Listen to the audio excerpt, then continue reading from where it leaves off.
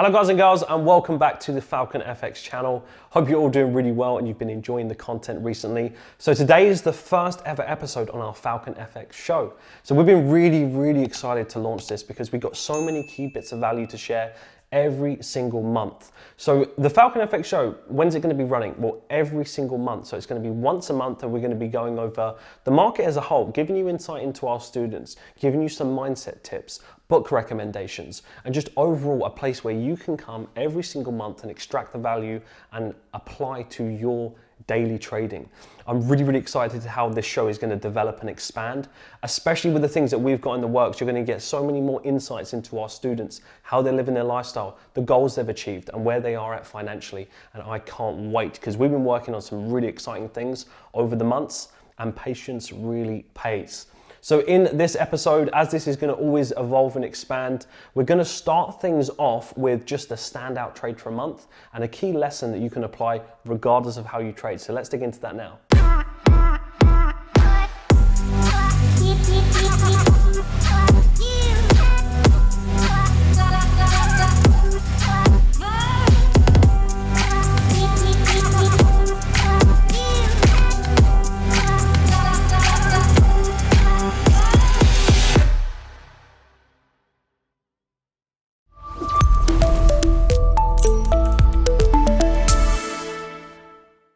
We are moving back to the upside. This could give us a good indication that we might get a bit of an expanding is if we're getting a retest. Now remember, this is why we don't always trade retests, because we may not get them. So if you just looked at it as, right, this is the head and shoulders, I'm only waiting for a retest. Well, you might get to here, it never retests. You've got no indication as to what's actually happening, and then you miss out on a big trade just because you think the market always has to retest. It doesn't. You have to look at the pattern as well. But let's say on another side that we do retest and it kind of expands, which that wouldn't be unusual as well. Then we get the best of both. We've kind of got a retest at the back end of the head and shoulders, and we got the larger flag. So then our stop protection is even better. Let's say in here. So this is the ideal. I always like to go with the ideal scenario first. So if we got involved with, let's say, a 40 pip stop, naturally slightly larger regardless of a risk entry on a pound pairs, especially pound yen. And you've got pretty much 7-1 just to lower the pattern. We'll be playing this. And the reason as to why, that was the last time that we pulled away. So first inflection point for nearly a 19-1, 18.8. So I am happy with that regardless. But what I will have, just for simplicity, is this on here like so. So the double top, happy to take the here. Right guys, so this is why we forecast in detail. We know exactly how we're looking to take positions. It's important that you know you trade the plan. You should take as much thinking time out of the market as possible, and that's why we plan in detail. So for pound yen, standout trade for us, and there's just two things I want to really cover, and then I'm going to get into three pairs that you can look out for the month to come. So essentially, pound yen, we was looking for this sell opportunity that I just covered. So as you can see from there, we was really looking at pound yen around these areas when the price was around here. So if you remember, price was around this sort of area, and we was looking for this to expand. These were the areas that we was looking for. Now, of course, with our strategy, you need a strategy to be able to trade these things. But again, just going off of the head and shoulders, the push down, potential for an expanding, a double top. See price moves back up. We just play this, and then we move to the downside. Now, we won't be going over, of course, the entry or the strategy and that such, but it's more so for you guys and girls to understand that when you're trading something, you want to make sure that you've planned things in advance. So this one actually ended in 5.4%, so really happy with the trade. Could have squeezed a little bit more, but again, it doesn't really matter. It's not about greed. And then overall, again, just a very typical pattern play that we forecast ahead of time, we understand how we're going to execute, and then we execute accordingly. And that's what you need to do. But the key thing here is not really about the trade as such, because a lot of you will be trading very differently. Some of you will be in the Falcon community, and of course you're going to get the in-depth recap of this, and you'll kind of know how I've taken this and how I've exited it anyway. But more so for those of you that trade maybe differently, and then you did catch some sell opportunities on pound yen, it's more so understanding, the lesson I want you to take away from it is just understand that you could take a trade that has the highest criteria of setup, right? You could plan the trade beforehand, and it might result in a loss.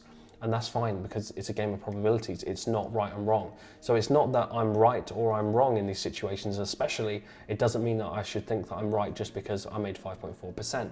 Because in another scenario, it could have been a loss. So if I took this for a loss, does that mean that I'm wrong? probabilities doesn't understand right and wrong. So it's more so you just act accordingly, you trade your plan, and that's it. And it's really that simple. So really happy with the trade purely just because the technicals were clean. It was a nice short-term play. Longer term, we are actually looking for some buys on pound yen, but it was a really, really simple play. And one little tip that I can give for you all. So when you're looking at head and shoulders formations on pound yen in particular, now head and shoulders patterns, some of you may trade them, some of you may not. Head and shoulder patterns, the characteristics and behavior of pound yen, it has a high probability of having head and shoulder patterns. So that kind of gave me a bit of a filtering process when I was looking at this and a few other yen pairs, because to be honest, other yen pairs were showing us very, very similar setups, but I opted into pound yen. I've got tons of experience, years and years of trading pound yen, so really nice trade. And that for me was the standout from the pattern play, the cleanness of it. It was a real simple one, real simple to manage as well. So really happy with that. But one thing I wanted to bring up here is, so that was pound yen, that was the standout trade for myself. And a lot of people in the community may have banked a little bit more with some tighter stops. But if we take a look at euro pound, so this is a point that I want you to take some value from. Now, the goal here is for you to learn the strategy, because you just would not be able to learn it in one episode. You know, if you're interested in learning actually how we trade it will take hours and hours, weeks and months of dedication. So only look to join if you're a committed individual, because you're just not going to learn it overnight. But with that being said, this was a trade that we actually took on euro pound. We was looking for sales on euro pound, and we was targeting this low here. Again, I'm just showing you raw price here. We keep our charts very simple anyway, but we was looking for sell setup around here. So naturally, this is just a clean continuation play. We was looking for euro pound to continue to the downside with this structure to these lows. Now, within that, this actually resulted in a 1% loss. But the point that I'm making here is that if you look at it from this perspective, let's actually just play this out a little bit. So we got tagged in around these areas, trickled down around here, and then pushed up, right? So 1% loss. So again, very similar in structure that we was looking at what we just saw in pound yen. It's a very similar trade setup in a sense. We're looking for a continuation play. It's a larger flag, it's a larger structure, a larger corrective structure. We're looking for the next move down. But this one tags us in, tags us out, 1% loss. A lot of people in the community would have taken this trade. Myself, the coaches, a trade that we would take over and over again. The key thing I want you to take from something like this, and if you put them side by side, so let's actually put that side by side. So if we put that side by side, we've got euro pound here. Let's go to the 4 hour. You can see the trade around here. So we've got euro pound there, and let's get pound yen. We get pound yen. And as you can see, we just replay this. I'm sure if it's going to let us do that. It doesn't matter as much. I'll just highlight the area. So essentially what we're looking at is this part here. We took that trade on euro pound, 1% loss, right? 1% loss, -1. This trade here on pound yen, 5.4. So it's a similar structure. It's a similar structure in the sense that this is what we can correlate, the structures. So here we're just doing a very simple, bigger continuation play, bigger continuation play. This one was a loss, this one was 5.4%, and some people banked more. What's the difference? It's what happens, and this was earlier on, this was the month before. It's understanding the fact that this was a high criteria setup we would take over and over again. This was a high criteria setup we would take over and over again. This was 1% loss, this was 5.4% profit. So I'm still net up, because you take the one away from that, we're still up. So understanding, this is why we stick to 1%, and this is why we let the edge play out within our favor.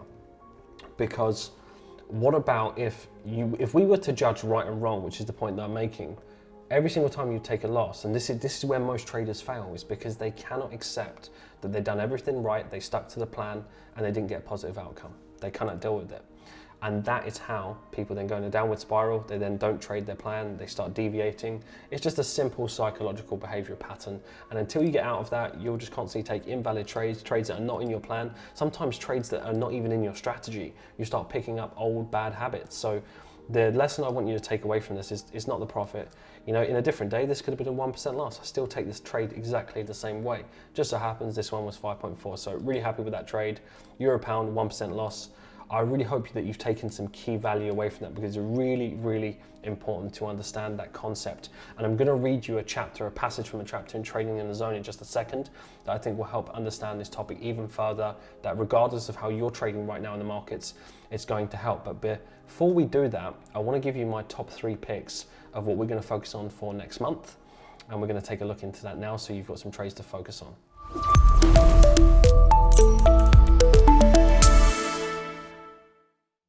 Right guys, so I want to give you a sense of direction to what to focus on for the next month and potentially even further. So here I've got pound dollar, I've got pound yen and pound Swiss. These are going to be very, very similar. So for right now, sells only short term, because ultimately these have very similar structures and we have a really nice long on the cards. So some buy setups across the board is going to be really, really nice. So if we look at pound yen first, so here we have pound yen in the middle. Actually, let's start off with pound dollar. So we'll go pound USD. I'll get that one on the charts. Right, so here we have pound dollar, and as you can see there. So what happened? We broke this low, which we expected. So as you can see here, I'm on the weekly chart here. I'm just showing you a sense of direction. We broke this double bottom, like so. We pierced through. We're creating a deeper structure, and longer term, we will be heading for these buys to the upside.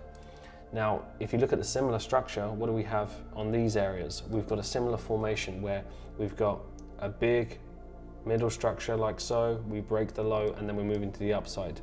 This doesn't actually break the low, but it's very similar in its structure. We've got the big middle part and we're looking for buy setups on pound yen. On pound Swiss, what do we do? On this one, we do break the low, just pierce through, and then we're looking for buy setups. So the sense of direction on these are very, very clear. And when we go into pound dollar, like so, you can see here on the daily chart of what we're looking at, very, very similar pattern that we're focusing on across the board with these formations. So a move goes up, we have a bigger structure, it expands, and it's coming to the downside ever so slowly to then move to the upside. So we're going to start to see some buy setups in these regions. Whether we come all the way down to this low, that remains to be seen. We could start to form deeper structures around here, but this would be the value area to be getting long on pound dollar. So regardless of how you're trading in the markets, you'll have a strategy to be able to take advantage of that and scale in accordingly, however you're trading. So pound dollar long in that respect. Pound yen is going to be very similar. So you see similar type structures that we're seeing here. A move up, a corrective structure, it expands, and then we're coming to the downside. So we're looking for pound yen to ideally come back down to these areas. And again, however you're trading, look for those longer term buys on pound yen. And last but not least, we have GBP Swiss, so pound Swiss. Again, it's going to be another beautiful buy, even arguably a clearer structure. So again, going back to the weekly chart, what happens? We break the low like so, catch traders on the wrong side of the market, we push up, and then we're looking for those buys. So we anticipate this stuff, we expect it, because people are seeing this as a support. Right, it's broken its support, it's coming to retest it. No, it's not, it's breaking back into the pattern, catching traders on the wrong side of the market once again, and then structure is always king. So just understanding that concept will help you out massively, avoiding getting caught on the wrong side of the market. So if we go to the daily chart, like so, you can see very similar in that structure.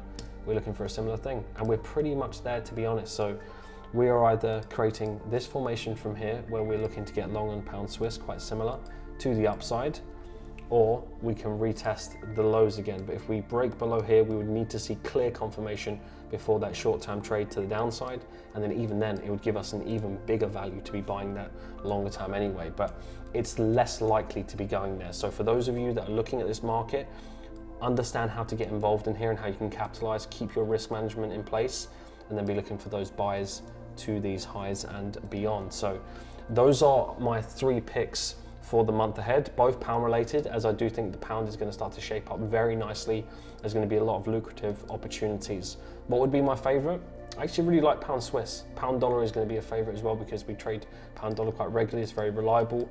Pound yen is slightly trickier. I think the ones that will be the cleanest will most likely be pound Swiss from the value areas right now, and pound dollar. But regardless, there's a lot of movement across the board on these, and they've got a lot of room, even just from this area to back to the highs, you've got 1,000 pips. Moving to the upside from a percentage perspective, we don't really focus on pips, we focus on percentage. It's a more scalable way to measure because pips doesn't actually mean anything. It's more so the percentage versus the pips. That's the most important thing to remember, guys. So that is it for the recap in that sense. Hope you learned the lesson that you can apply in your own trading from pound, yen, and euro pound. And then you've got the free picks, which is pound Swiss, pound yen, and pound dollar. These are going to be some incredible trades moving forward. So let's see how they develop. And remember, trade sensibly. Just because we're looking for buyers doesn't mean that you can't sell anything short term, doesn't mean that you can't sell it at all. And just because we are looking for buyers as well, it doesn't mean you should jump into the market. Make sure that you have a strategy in place for yourself that you can safely, with risk management, take advantage of the opportunity. But as a sense of direction, there is some serious opportunity, guys. So for those of you tuning in, let's keep an eye out from these buy setups. But that is it from the trading side of things. Now what I want to get into, which I think is going to really help with a mindset point of view, is get into a particular passage in Trading in the Zone in a specific chapter that I think is going to help you out massively. So let's get into that now.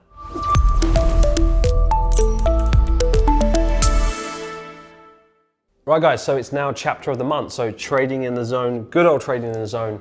If you've not read this book, read this book. If you're a trader, I'm always astounded the amount of people that have heard of this book and have read maybe a quarter or half of it. I mean, are you serious about trading and you've not even read this book? It's not about reading it once, read it twice, read it 3 times. You've got to put in the groundwork. If you're struggling from a psychological perspective, you've got to put in the hours. And one thing I want to talk about in this part is chapter 3. There's a certain section here called reacting to losses. Now, reacting to losses is a key, but I want to read a passage here that I think will give you a bit of perspective, because I believe this is the key little bit here is how a lot of traders go wrong. They don't realize that it's happening to them. Remember, it's never strategy. Lots of strategies work. It's the mindset and how they react to these situations. So look at it here. Eventually, our novice trader will experience a loss and being wrong regardless of how positive he's feeling. Losing and being wrong are inevitable realities of trading. The most positive attitude imaginable, coupled with the best analytical skill, can't prevent a trader from eventually experiencing a losing trade. The markets are just too erratic and there's too many variables to consider for any trader to be right every time. What happens when the novice trader finally does lose? What effect does it have on his carefree state of mind? The answers will depend on his expectations going into the trade and how he interprets the experience. And how he interprets the experience is the function of his beliefs and attitude, which is really, really key, by the way. What if he's operating out of a belief that there's no possible way to avoid a loss? Because losing is a natural consequence of trading. It's no different to, let's say, for example, a restaurant owner incurring the expense of having to buy food. So it's the same thing. So if you think about it from that perspective, it would be a little bit like the 2 trades that I spoke about. So it's how the trader reacts to the loss determines the trader's success. So I took euro pound, arguably a better setup than pound yen. That resulted in a 1% loss. How did I react to it? It is what it is. It was part of the plan. Did I stick to my plan? Yes. Did it tick all the boxes? Yes. Did I forecast a position? Yes, I did. Would I take that trade over and over again? Yes. Would I take it on my investment account? Yes, because I did. So when you start ask these good questions, you realize that my reaction to the loss was, it is what it is. I stuck to my plan, nothing I can do about it. It's probabilities. That enabled me in a more carefree state of mind, flow state, to be able to execute on pound yen, which resulted in 5.4%. So you see the difference there. I took 2 trades, 1 loser, 1 winner. Was I right? Was I wrong? It doesn't matter. And arguably it's your expectation. So this is page 38, by the way, in Trading in the Zone. So chapter 3, page 38, go and check it out, reread it, even the PDF version that you can get online, I highly recommend. Because the truth is, it literally is those situations, and it fascinates me to this day that it's not usually the loss that is the issue, because you're controlling your, I'm assuming you're sticking to 1% per trade, or maybe 2 or 3, whatever it is, we stick to 1%. I'm assuming you stick to 1% per trade, and if you do, then it's very difficult for you to just keep losing and losing and losing, unless you really just don't know what you're doing and you're in the early sort of testing stage. That's fine. Use that as data collection, and then you can grow and learn. But when you know what you're doing, it's very difficult to just keep taking loss after loss after loss. Like naturally, you'll take winning trades and that will balance that out. But it's normally the trades where people keep losing and losing and losing is because they're not sticking to their plan. And they're not sticking to their plan because of what I just spoke about, is because they take a trade that it affects people psychologically more when they do everything what they see as right. So what I mean by this, it would be like the euro pound example. Very clean technicals, clean criteria, high time frame structure, all of the trimmings, if you like, for the way that we trade of what we would want to see to take a position. That one results in a loss. This is where this mentally messes with people's heads. It's like, what did I do wrong? Absolutely nothing. You've done nothing wrong. You stuck to your plan. But it's difficult for us as humans when we're trying to break through to consistency, when we think that when we do everything right, it has to give us a positive outcome. It doesn't. So the biggest thing that you can do is manage your expectations of your wins and losing trades, not seeing it as right and wrong. Go back to probabilities. Most traders think they think in probabilities, and they still don't, because they ask themselves instantly. Ask yourself this: the next time you take a losing trade, if your first thought process is to say, what did I do wrong? Then you do not understand probabilities. Go back to the drawing board, go back to basics. Stop wasting your time. You think you're thinking probabilities, but you're not. And this is where all the excuses come out of, I'm not too sure about my strategy. This is where people chop and change. They jump from here to here. I don't really understand it. I'm getting a bit frustrated. They've not put the hours in. They've not put the groundwork in. And that same mentality and those bad habits of doing that, they'll just carry on to another strategy and another one, because in every strategy you trade, you will have challenge. It would be like almost opening up a business and going, right, I don't want to do that business, I need to try another business, because you think there's going to be suddenly no challenge in this other business. Well, guess what? You'll have another challenge there and another challenge there. And it's more detrimental that you keep giving up, throwing in the towel for the weak mindset that you're building, because you're basically training your subconscious mind to say, right, when things get difficult, if I have a rough patch or a bad Q1 or a bad Q2, then I need to throw in the towel and do something different. Absolutely not. That's not how you breed success. It's not how super wealthy, successful people have built success. If Thomas Edison had that mentality, would we have the light bulb, right? If lots of successful people that had tried and tried and tried had that mentality, would we have the great things we have today? Definitely not. So it's about adopting that mindset of persisting till you succeed and realizing that. So I hope that little passage prompts something in your mind to think about, am I thinking probabilities? What is my expectations of my wins and losses? And that should encourage you to be inspired enough to be able to figure it out for yourself and go back to the drawing board, go back to basics. Never be afraid to do that, because sometimes it's just doing the basics right elevates you to the next level. So hope you enjoyed that part, and now I'm going to get into the mindset tip of the month.